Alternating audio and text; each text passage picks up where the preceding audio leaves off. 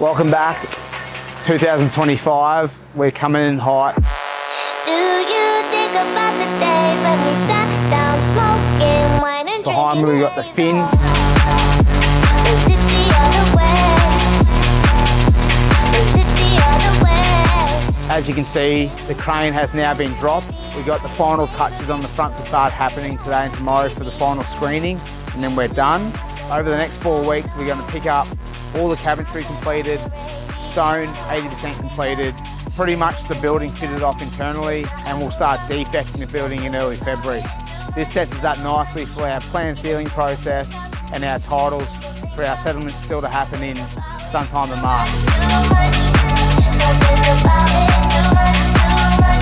The team and I are so excited to hand this over in the next 8 to 10 weeks to our buyers. Can't wait to show you the final product.